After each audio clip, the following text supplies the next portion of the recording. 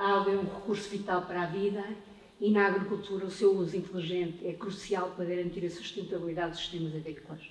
Portanto, nós somos os primeiros a ter interesse em que tudo corra bem, em que haja água e que não se prejudique o meio, porque a partir do momento em que nós vamos prejudicar o meio, nós também não vamos ter agricultura. E, portanto, este é o nosso lema enquadrado aqui nesta sessão. Depois, saber exatamente o que é o regadio em Portugal ou o que é o sequeiro. A agricultura é regadio e sequeiro. E quando nós falamos em sequeiro, o sequeiro também precisa de água. Portanto, é as duas coisas que eu aqui estou a falar. Portanto, aquele quadro resume, são os grandes números do regadio / sequeiro em Portugal. Se nós quisermos olhar ali para a área regada, diz que são 16% da superfície agrícola utilizada, portanto quer dizer que 84% é sequeiro. Okay?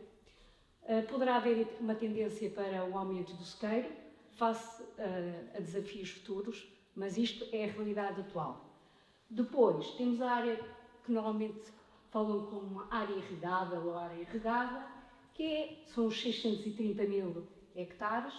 Esses 630 mil hectares são muito diferentes, mesmo de regadio, são muito diferentes uns dos outros.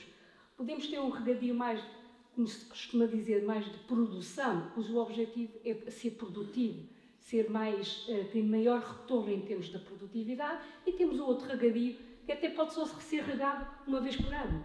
Esta é a classificação do INE e nós temos que saber usar isto desta maneira. Portanto, existem vários tipos de regadio.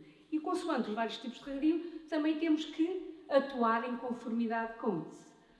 Depois temos outro grande número, que é o consumo da produção agrícola, portanto, o consumo associado, o consumo de água associado a este regadio. Aquilo é um valor médio, é no ano de 2018, que é considerado pela agricultura em Portugal como um ano médio, isto é, o clima ajudou e, ao mesmo tempo, não tivemos restrições em termos de água. Portanto, é um valor que, no fundo, pode corresponder a um consumo, como aqui já foi dito, a agricultura realmente é o maior consumidor de água, como não podia deixar de ser. Pode variar em termos dos consumos anuais entre 70% a 75% dos consumos totais. Portanto, isto é o outro número que nós temos que lidar e é a partir daqui que nós vamos reduzindo, vamos aumentando conforme o ano, etc. Depois, temos aqui outros aspectos importantes, é que nós no regadio temos ou um regadio individual, como ali está dito, que corresponde aos tais 48% da superfície agrícola, da superfície regada, ou podemos ter um regadio coletivo, que normalmente é aquele que nós nos focamos, ou sobre o qual a Direção-Geral tem uma atribuição direta, tem competências diretas, que é no regadio coletivo. E nesse regadio coletivo nós estamos a falar 36 grandes aproveitamentos. Nestes 36 aproveitamentos nós falamos daqueles que toda a gente fala, a EDIA é uma delas, o EFMA é um desses 36, mas antes do EFMA existia um grande número de aproveitamentos que já faziam o seu percurso, a sua prática, o seu conhecimento, a sua monitorização, que são muitos que conhecem, são aqueles regadios todos do Sado, são os 3 grandes aproveitamentos do Algarve, que atualmente estão sujeitos a grandes restrições. É este o panóplia. Depois temos juntas de agricultores, que normalmente são grupos de agricultores, que fazem a gestão de pequenos regadios coletivos, sempre regadios coletivos, e que fazem essa gestão dentro daquilo que nós vamos aqui falar, em termos do perfil, em termos de eficiência hídrica, isto é, a eficiência no regadio pode ser feita de 2 maneiras, ou na parcela, ou na adoção, se tivermos num aproveitamento hidroagrícola. O que está ali tem a ver com as eficiências, o perfil de eficiência na parcela. Portanto, depois temos as eficiências nos grandes aproveitamentos, que em média andam em média. Porque há uns que é mais, outros que é menos. É como o abastecimento, exatamente. Há uns que são muito bons e outros que são menos bons. Mas os que são menos bons, muitas vezes até têm uma razão de ser menos bons, mas existem 2 coisas. Portanto, há aqui um desvio padrão bastante grande. São à volta de 70% de eficiência nos aproveitamentos hidroagrícolas.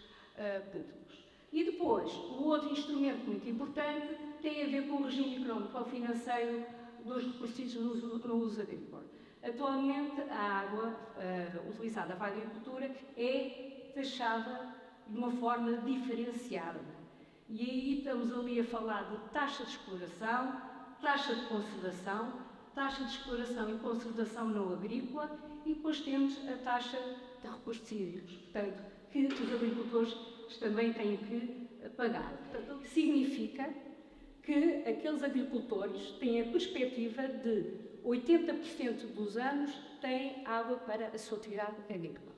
É claro que nós temos a percepção de que, como o padrão climático está a mudar, provavelmente essas 80% já não são 80%.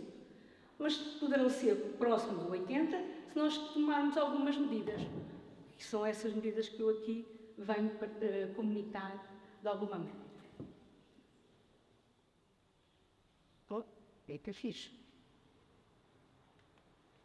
Outro aspecto importante para fazer uma análise do que existe e do que poderá ser melhorado é ter uma percepção do que é que nós falamos, o que é a agricultura portuguesa.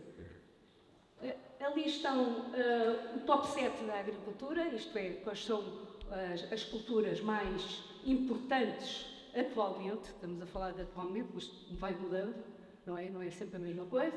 Portanto, em termos de produção, se o parâmetro é a produção, estamos aqui a falar de forragens. Se estamos a falar de áreas, estamos a falar de cereais de grão. Se estamos a falar de produtividade, já temos aqui a parte industrial.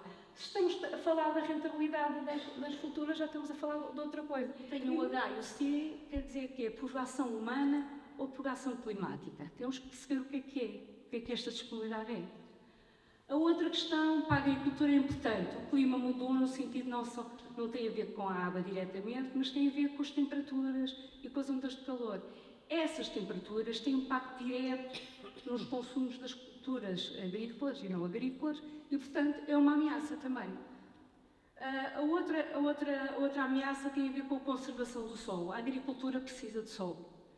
E, portanto, nós temos que ter práticas que permitam ter um solo saudável, uma terra saudável, que nem sempre isso acontece. Portanto, também é um desafio, o solo também serve para armazenar água e, portanto, também temos que, de alguma maneira, os salvaguardar. Existem também agora já há uns anos, outros modos de produção, sem solo, por exemplo, ou de uma forma vertical, também se pode, e por aí, nem todas as culturas já para fazer dessa maneira.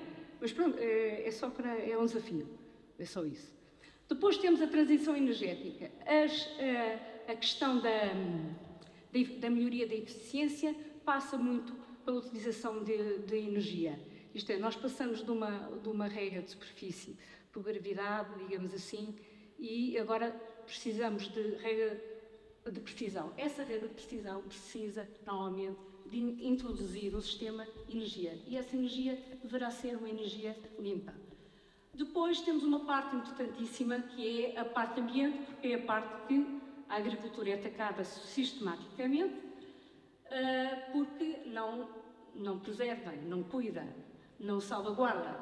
Portanto, temos aqui uma componente que, obrigatoriamente, os agricultores e a administração pública associada à agricultura têm que pôr isso na sua agenda. Isto é, em vez de saber dimensionar sistemas de rega, também o que deve fazer, deve também ter conhecimentos nesta área do ambiente. E ambiente temos modos de produção biológica integrado, já existe esta prática, e temos as boas práticas agrícolas que têm a ver com a preservação do recurso ao solo. E, por fim, o licenciamento. O licenciamento é, mais do que tudo, uma ferramenta de ordenar e impedir e de permitir fazer determinadas tarefas. Tanto o licenciamento, falamos de licenciamento para os recursos hídricos, que são fundamentais nesta atividade, como outro tipo de licenciamento. Eu dou um exemplo. Os aproveitamentos hidroagrícolas estão associados a um perímetro de rega. Os agricultores que estão dentro do perímetro de rega têm acesso à água regularizada pelo perímetro de rega. Os agricultores que estão fora do perímetro não têm direito, por si só, mesmo que estejam encostados, têm direito àquela água. Se existir disponibilidade, evidentemente pode haver cedência dessa água para fora do perímetro. Se não tiver, eles não podem exigir esse tipo de água. Portanto, não há autorização ou permissão para utilizar essa água fora das regras.